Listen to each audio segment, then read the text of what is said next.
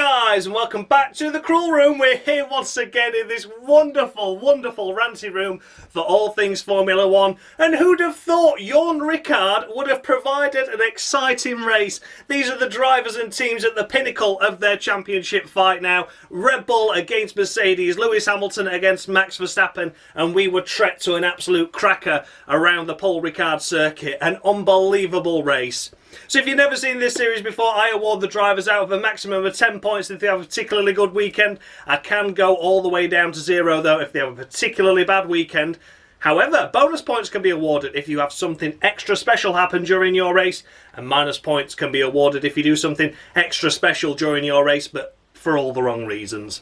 So we're going to kick things off, of course, with the race winner, Max Verstappen. What a sensational drive by Max. What a sensational pit stop strategy by the Red Bull team there to leapfrog Mercedes on more than one occasion. Once on track, once in a pit lane. Unbelievable stuff for Max. So he got pole position after a cracking qualifying lap, 2.5 tenths ahead of Hamilton. Hamilton, though, a stunning lap there. We'll get to him in a moment.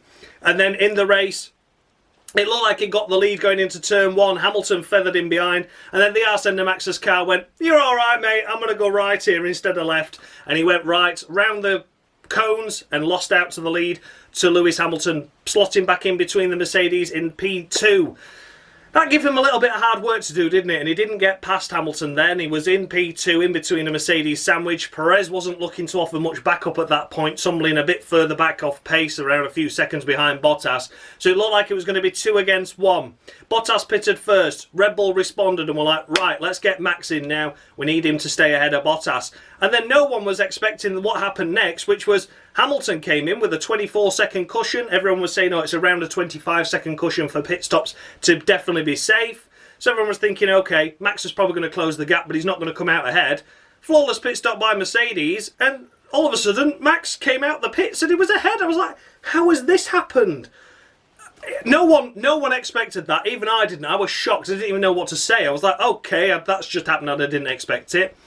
So then both Mercedes were hunting down Max, but no one could overtake. And then Red Bull made the bold decision to go for the 2-stop strategy with Max and pitted him. And then we thought, oh, is it going to work, isn't it? Well, it was hunting him down, but we had traffic. We had Bottas to get through. We had Perez, which played a fantastic wingman once again to the Red Bull squad there. This is what Red Bull have needed for quite some time. He got past Bottas, and then a sensational battle with Lewis Hamilton, hunting him down, hunting him down, hunting him down, and with 2 laps to go, he got through and took the win. So Max Verstappen, a sensational race. I am going to award him, however, a little bit harsh. It's going to be 9 points, and that's going to be for that mistake into turn 1, because without that, his life would have been made a lot easier, I feel, and he'd have been leading pretty much every lap of the race, apart from his pit stops, I would suggest. But yeah, it made his life a little bit more tricky doing that at the start, and I've got to be cruel to be kind with these front-running teams, because, of course, you know, they rarely make mistakes. They're always on the podiums or always, you know, fighting for wins. So when a little mistake arises, I have to penalise them for that. So it is 9 points to Max Verstappen, but I don't want to take anything away from a superb strategy and a superb race by Max there. I think that was a cracking drive by the pair of those together, working in harmony. A fantastic masterclass by Perez as well to play a fantastic wingman. It's all just marrying together for Red Bull now, isn't it? And Mercedes are feeling a little bit uncomfortable by it. But nonetheless, 9 points to Max Verstappen, a cracking drive. But I've just got to be that little bit cruel, because I'm cruel to everyone else. And then we come to Lewis Hamilton, and I have to praise him for what he did there. A fantastic, fantastic effort. Qualifying 2.5 tenths off seems like a mile away, but in practice and qualifying in the early stages at least, it didn't look like Mercedes were going to be anywhere near that, did it? It looked like they were going to be half a second off, maybe even 3/4 of a second off in some sessions. And I believe that was genuine pace as opposed to him holding back. Both Mercedes struggling, but both Mercedes got it together in qualifying. I'll give a little bit of praise there to Bottas as well. But Hamilton, in the race, he got the lead after Max's mistake. He held the lead until the pit stops. I don't know how Max did that and how Red Bull managed to pull that off. We know the undercut is always beneficial, but I didn't think it was going to be that beneficial. I think even Hamilton and Mercedes were shocked, like we all were, that Red Bull had managed to pull that off. But nonetheless, Hamilton kept the gap fair and honest between 2 and 3 seconds. And when the gap got to 3 seconds, Red Bull decided they were going to pit Verstappen. Hamilton did all he could with the tyres he had left. I think he was putting in some cracking laps considering how old those hard tyres were, especially at the end, because I was thinking Max was going to get in with like 5-6 laps to go. So the fact that he managed to drag it out all the way to 2 laps to go, I think was a fair effort by Hamilton there, and fair play to him. So for Lewis Hamilton, it's going to be the first half score, so to speak, of the series so far. It's going to be 9.5, not quite a perfect 10. That is mainly just because he didn't hold on for the win, although had he held on for the win it would have been some serious bonus points. But nonetheless, I think it was a fair game by Lewis Hamilton there. He deserves to score more than Max based on the fact that he kept those tyres alive for as long as he did. And yeah, just a fantastic race by Lewis. You know, considering how bad they were at the start of the weekend, I think Lewis even said it himself, we'll take P2, but he's got to be gutted that he just couldn't hold on for that win there. But nonetheless, fantastic effort by Lewis Hamilton. It's a 9.5 out of 10 on the Crawl Room. And next up is Sergio Perez. A fantastic drive by Sergio, a fantastic wingman roll as well. And we know how good Sergio is on tyres. He's phenomenal with his tyre lives. We've seen masterclasses before in his Force India days of managing to make a one-stop work while everyone else needs 3 and 4. And here he was doing a fantastic one-stop here, staying out really long on those medium tyres, pitting 18 seconds back from Bottas, let alone the leaders. He was like 25-30 seconds behind those, and hunting down Bottas and taking the podium places with a few laps left to go. And well done to him for that. An absolutely incredible drive there by Sergio Perez. Struggled in the early stage of the race, I found out with an interview from him, that it was wind. The wind and his downforce setting that he had in his car really weren't playing in his favour, but thankfully for him, the wind changed direction. He got into a rhythm, got more comfortable, and was able to eke away at that gap after his pit stop. So, a phenomenal effort by Sergio Perez. And it's going to be 10 points to Sergio. I know people might be thinking that's a little bit kind there, but a solid qualifying effort, unlucky to be 4th rather than 3rd. He only just missed out on the 3rd place spot there. Played a fantastic Red Bull wingman role, working together with Max after the pit stop, after the second pit stop for Max, I should say. Yeah, just a phenomenal drive by Perez. And he needs crediting for what he's giving Red Bull now, because if Red Bull didn't have that option of Perez to be a wingman, I don't think that they may be given the choice for Verstappen to go for a second stop, so to speak, because they've got a strategy there for either car, 1 stop and a 2 stop. One had gone long, one was doing 2 stops, and they both had the option to jump Mercedes there. So that's why I'm awarding Perez 10 points, is mainly the fact that he's up there now and able to offer this assistance to Red Bull, which they've craved for so long. So fantastic drive, Sergio. Another podium in your career. Well done to you. And then we come to Valtteri Bottas. Why does it always rain on me? Is it because I was shite in the first Grand Prix?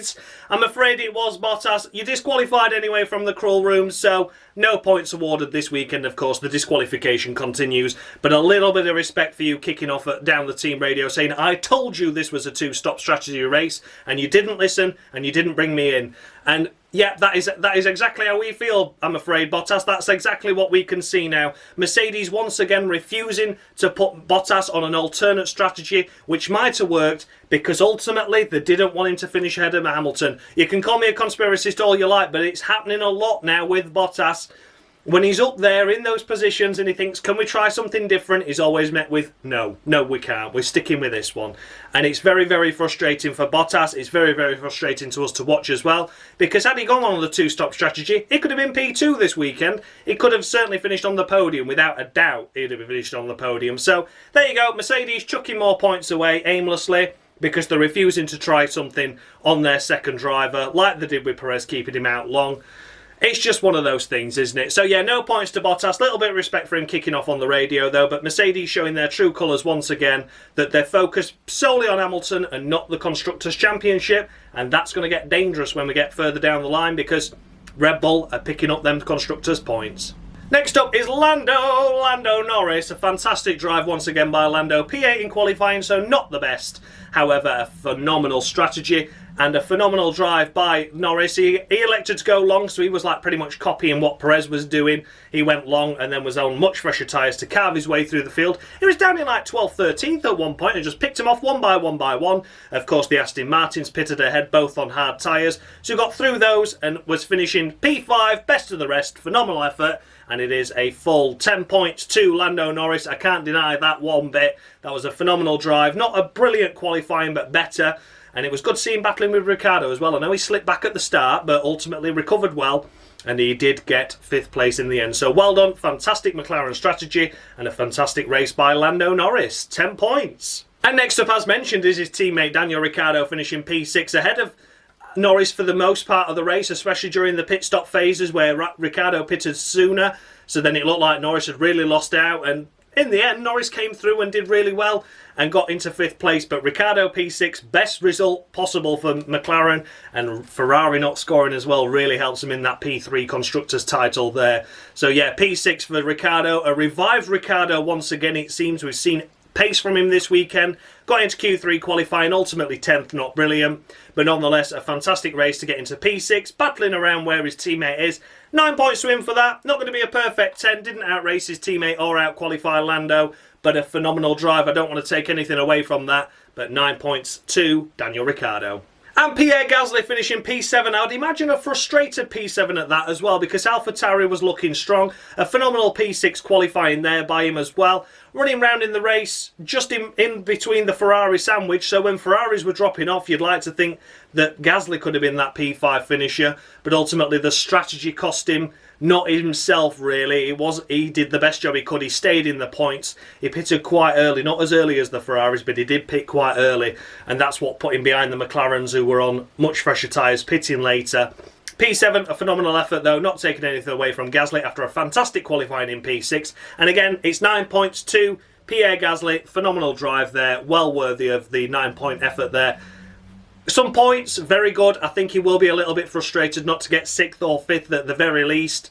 But P7, 6 points on the board. Ferrari didn't score, so it closes the gap a little bit more. Outscoring Alpine as well, so it helps them for 5th in the Constructors. But it could have been a few more points on the board there. But nothing taken away from Gasly. That was a great drive. He's really, really pushing that AlphaTauri to the extremes.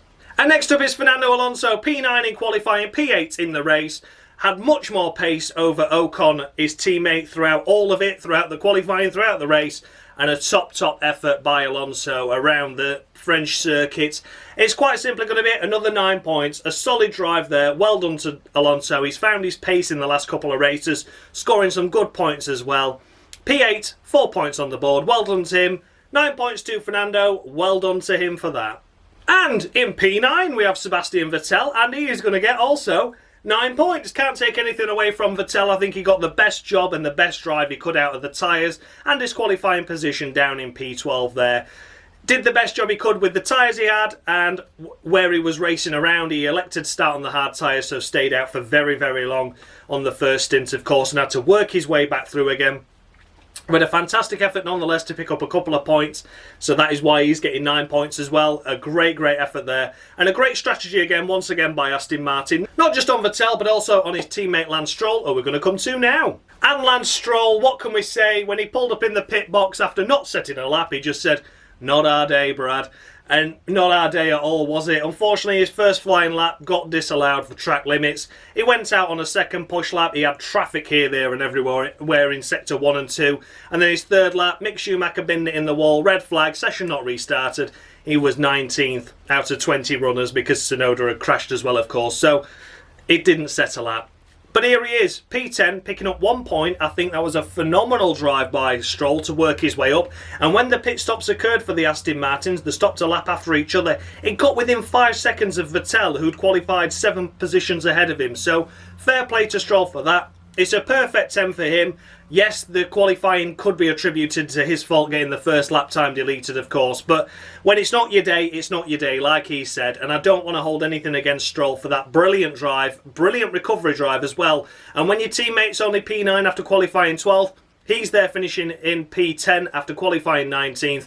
That has to be commended. That was the pace of the Aston Martin, and they got the maximum out of it. So well done to Lance Stroll, a fully deserved 10 points. And now we come outside of the points finishers, and unfortunately Carlos Sainz finishing P11. I believe this is the first time Ferrari haven't scored points this season with either one of their cars, so a frustrating race. They elected to pit early. It was Leclerc that actually stopped first, but Carlos Sainz pitted very early as well, and the tyres just died. They just dropped off. The cars that were stopping later had much fresher tyres at the end, and you could just see every replay was someone overtaking a Ferrari, be it Sainz or Leclerc. So a frustrating time for Ferrari. I think they should have pitted those cars sooner for 2-stop. In the end, Leclerc stopped near the end for a 2nd stop, and he couldn't do anything with it. It ended up being a lap down and could get past no one then. So a very, very frustrating time for Ferrari. Carlos Sainz P11. I'm going to award him a good amount of points, I think a generous amount. It's 6 points on the board, and that's because he was out racing and out qualifying Leclerc this weekend, who just couldn't find the balance right around the circuit. Sainz had a solid drive, but in the end it came to no points. I do blame the team more than I blame the driver, but unfortunately, outside the points, it's 6 points, I'm afraid. There was a couple of Aston Martins that I think he could have beaten had he just kept his foot in it a little bit more. Of course, I'm not a racing driver. I'm never claiming to be an expert. But had he finished inside the points, even if it was just a couple, I think I'd have been a bit more generous. But 6 points, out racing and out qualifying his teammate. But no points on the board, unfortunately. But there you go. P11 for Carlos Sainz. P12, George Russell, here he is. We have a race where everyone finishes and George Russell finishes 12th. Fantastic effort. Once again, a cracking strategy there by Williams. Late pits, so obviously he had much fresher tyres towards the end and was able to carve his way through in a car that doesn't normally suit overtaking, and it struggles in the wash of other cars around him. You could see that at the start, actually. Qualified P15 after just getting through into Q2. Yeah, you could just see it in the race, couldn't you? He was behind Latifi for a while. He ended up being behind Mick Schumacher for a little bit of it as well. So, yeah, it looked like it was going to be another crap race by George at the start there, but ultimately came through and delivered, picking them off one by one again. Not that we saw much of it, of course, because Formula 1 was focusing, rightly so this time around, on the battle up front and the battle for the podium positions. But George Russell, nonetheless, a cracking drive. 10 points to him as well. That's a worthy effort. That the back ahead of Haas now in the Constructors' Championship, like there should be after Mick Schumacher finished P13, of course, in Azerbaijan to take 9th place in the Constructors. They've taken it back with a 12th now, which they needed to do. So they've delivered it straight back, and it was in the hands of George Russell. 20 cars finished the race. He finished P12. I think that's a very, very good effort, finishing ahead of some quick cars there, including an Alpine, an AlphaTauri, both Alfa Romeos, his teammate, both Assers. It's a worthy effort. So well done to George Russell for that. A full 10 points. And as mentioned, the AlphaTauri did finish ahead of Yuki Tsunoda after yet another crash in qualifying. That was very, very upsetting to see once again. Had to take a gearbox change, had to change the rear floor for something not identical to his own. So not only was he starting at the back, he was starting in the pit lane. But a good race. I'm going to say this for him. A good race, P13. Stayed out long on the first set of tyres. Got that stop in late, and he was able to work his way through up to P13 there. So a good effort in that sense, but unfortunately threw it all away in qualifying. It's going to be a middle-of-the-road 5 for Tsunoda because that was an encouraging race. I think AlphaTauri will be quite happy with how his race place went, but had he not binned it in qualifying, we could have seen some more points from him today. That's why I'm on the fence with 5. I think he needs crediting for the drive he did and keeping the tyres alive, but ultimately that poor qualifying really did cost him points today. So a middle-of-the-road 5 to Yuki Tsunoda. P14 was Esteban Ocon, a signed contract now for Alpine / Renault / whatever you want to call it. The Enstone squad, we'll leave it at that, shall we? Change the name as many times as the one, provided they don't change where the factory's based. So the Enstone squad, he's got a contract now till 2024. And how did he repay him? A mediocre qualifying and a very mediocre race, unfortunately. Missed out on a Q3 spot in qualifying, and then in the race, of course, was P nowhere for the majority of it. And it's just going to be 3 points to Ocon. Not a fantastic race. Was in the shadow of his teammate who picked up 4 points. He's down here in 14th, picking up nothing and nowhere near the points. So a frustrating race by Ocon there. P14, just 3 points. And next up is Antonio Giovinazzi, the Italian stallion once again, and here he is down in P15. An unusual place for Alfa Romeo. They're normally on the latter half and cusp of the points, as we've seen for the last couple of races. P10, P11, P12, somewhere around there. But here they are in P15, unfortunately, with Antonio, the highest placed Alfa Romeo. Mainly due to the fact, unfortunately, that they started on the hard tyres and went long. They tried to do what Aston Martin did, but the car just didn't have the pace for it. So by the time they'd pitted, they'd already tumbled outside wherever they needed to be anyway. They'd already been overtaken by cars that had pitted, and they were just on a really compromised strategy. The pace at the end of the race was better, but they couldn't offer a fight up, unfortunately. The pace of the car just wasn't there.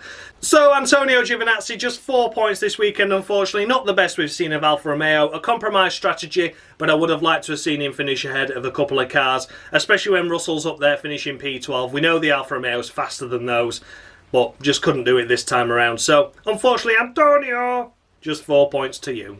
And then we come to Sha-la-la. It's Sha-la-la, and he Sha-la-la'd his way all the way from a Q3 effort all the way down and finished in P16. The only driver other than Max Verstappen to go for the two-stop option, although why he did that second stop when he did and why Ferrari elected to do it, I really have no idea. He'd already tumbled well outside the points. He was not going to get anything. And then when he actually came out, it was already lapped. And he tried to unlap himself on Hamilton, and it didn't happen. So a silly, silly, silly race there by Ferrari, unfortunately. If they were going to go for the two-stop, they should have committed to it sooner. Leclerc was the first one to pit. He was the first one to suffer. I think it was like after 17, 18 laps on those hard tyres. They were crying enough, and he was getting overtaken by absolutely everyone. So at that point, they should have gone, right, let's put another set of hards on it or something and get him to the end. But instead, they kept him out there for far too long. And then when he pitted, it was already over. So a disappointing race by Charles, and unfortunately was outraced and out-qualified by Carlos Sainz. So unfortunately, it is just 3 points to Sha-la-la.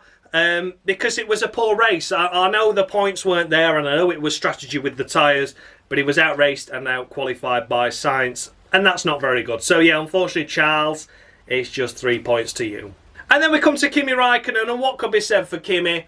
Again, a poor qualifying, didn't get his lap in due to traffic, and of course the shunt that Mick Schumacher had in that qualifying session. So unfortunately for him, and in the race, he was languishing P nowhere as well. He was behind Giovinazzi for a little bit of it, and then he pitted, and then it just all went Pete Tong for Raikkonen, really. Didn't have the pace to fight anyone, and here he is languishing down in P17.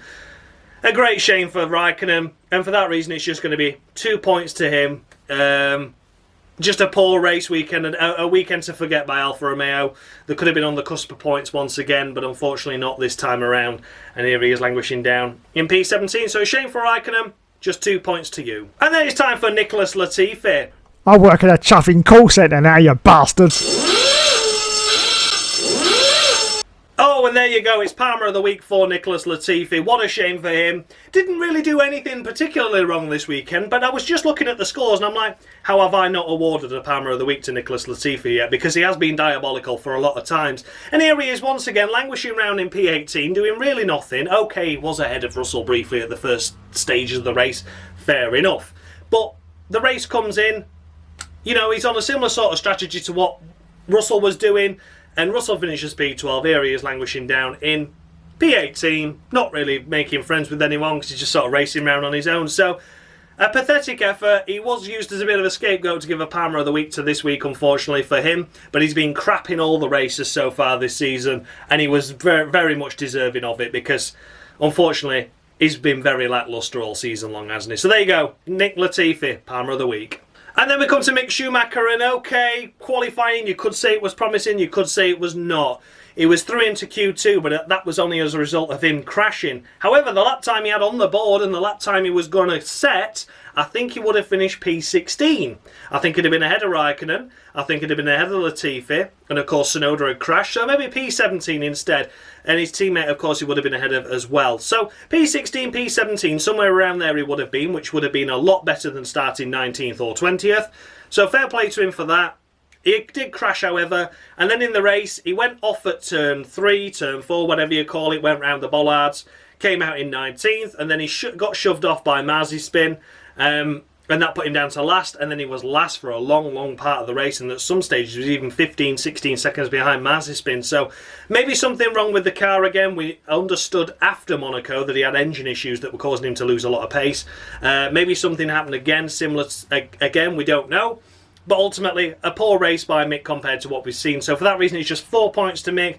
I think a goodish qualifying undone by The crash, I don't think he'd have got through into Q2 without the crash, of course. I'm not awarding him for that, but I think he would have finished ahead of a couple of cars that he shouldn't have done had his lap stuck the lap that he was on when he crashed, if that makes sense. So I've got to give him a little bit of credit for that. And the race, unfortunately, just all came undone. So yeah, 4 points to Mick Schumacher. Not a fantastic race, but there you go.